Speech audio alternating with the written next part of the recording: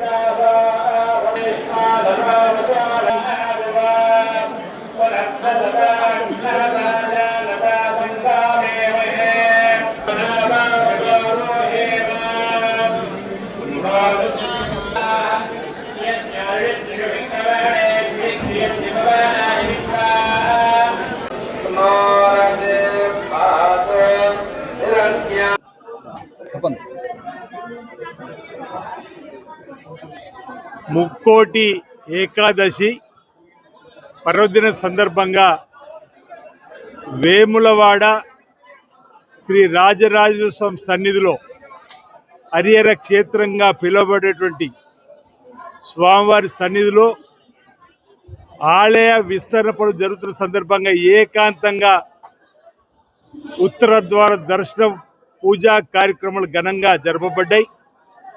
అదేవిధంగా భీమేశ్వర ఆలయంలో రాష్ట్ర ప్రభుత్వ పక్షాన, రాష్ట్ర దేవాదాయ శాఖ పక్షాన ఆలయ అధికారులందరూ కూడా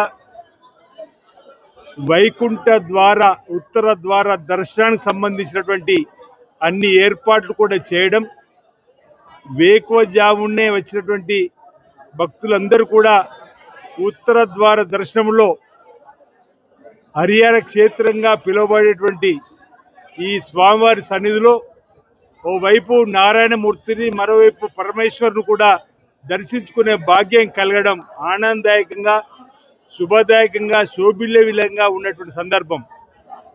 ఈరోజు నారాయణమూర్తిని దర్శనం చేసుకునేటువంటి భాగ్యం తిరుమలలో కానీ, ధర్మపూర్లో కానీ, యాదగిరిలో కానీ అనేక ప్రాంతాల్లో కూడా నారాయణమూర్తిని దర్శించుకునే భాగ్యం ఉత్తర ద్వార దర్శనం ద్వారా. వేములవాడ రాజన్న సన్నిధిలో ఈరోజు భీమేశ్వర సన్నిధిలో హరిహర క్షేత్రంగా పిలువబడేటువంటి ఈ దేవాలయంలో ఇద్దరి స్వాముల దర్శనం హరినారాయణలకు సంబంధించినటువంటి ఏదైతే హరిహర క్షేత్రం పిలువబడ్డదో ఓవైపు పార్వతీ పరమేశ్వరుని, మరోవైపు శ్రీదేవి భూదేవి సమేత అనంతపద్మ స్వామిని ఈరోజు ఉత్తర ద్వార దర్శనంలో భక్తులు మరి బారులు తీరి దర్శనం చేసుకోవడం జరిగింది. ఈ సందర్భంగా బ్రాహ్మణోత్తముల చేత ప్రత్యేకమైనటువంటి పల్లకి సేవలు, సేవా కార్యక్రమాలు ఘనంగా నిర్వహించడం జరిగింది. ఈ సందర్భంగా ఆ పరమేశ్వరుణ్ణి, ఆ నారాయణమూర్తిని వేడుకుంటా ఉన్నాం.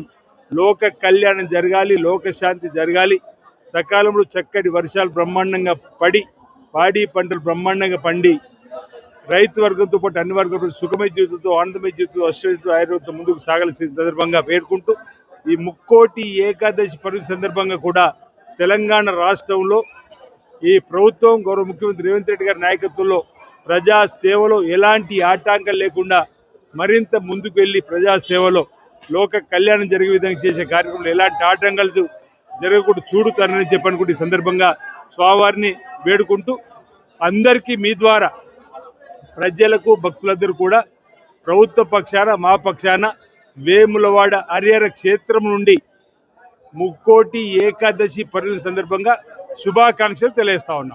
ఓం నమ శివాయ. శ్రీ రాజరాజేశ్వర స్వామి వారి దేవస్థానం వేములవాడ మనందరికీ తెలుసు, దక్షిణ కాశీగా ప్రసిద్ధి చెందింది.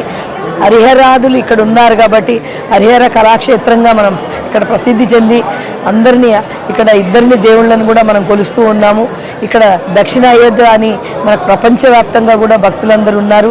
ఈరోజు ముక్కోటి ఏకాదశి సందర్భంగా మనం వచ్చే భక్తులందరికీ కూడా అన్ని ఏర్పాట్లు చేస్తూ మనము రాజన్న దగ్గర ఏదైతే విస్తరణ పనులు కొనసాగుతున్నాయో అక్కడ కూడా మనం యథావిధిగా ఏకాంతంలో మనం అన్ని పూజల్ని సేవల్ని కూడా నిర్వహించుకొని వైకుంఠ ద్వార దర్శనాన్ని కూడా అక్కడ కల్పించడం జరిగింది. అక్కడ ఏకాంత సేవలో అర్చకుల సమక్షంలో, అలాగే ఇక్కడ మనకు భీమన్న ఆలయం ఎవరైతే భక్తులకు విస్తరణలో పనిలో భాగంగా ఇక్కడ ఏర్పాటు చేశామో ఇక్కడ కూడా పెద్ద ఎత్తున భక్తోత్సవం పేరిట, అంటే భక్తోత్సవం అని వచ్చే భక్తులందరికీ కూడా ఇక్కడ ఏర్పాట్లు గావించబడినాయి. వైకుంఠ ద్వార దర్శనాన్ని పల్లకీ సేవల ద్వారా వైకుంఠ ద్వార దర్శనం చేసుకొని వచ్చి స్వామివార్లు ఇద్దరిని వేయించేసి ఇక్కడ నుంచి మూడు చుట్టూత సేవలు, అంటే పెద్ద సేవల్ని కూడా మనం అంబారి సేవల్ని కూడా చేసుకోవడం జరిగింది. ఇక్కడికి వచ్చేటువంటి భక్తులకు ముక్కోటి ఏకాదశి సందర్భంగా మరియు ప్రపంచవ్యాప్తంగా ఉన్నటువంటి భక్తులందరికీ కూడా మీ ఛానల్స్ ద్వారా కూడా అభినందనలు తెలియజేస్తూ వారికి మరొకసారి ముక్కోటి ఏకాదశి శుభాకాంక్షలు తెలియజేస్తున్నాను.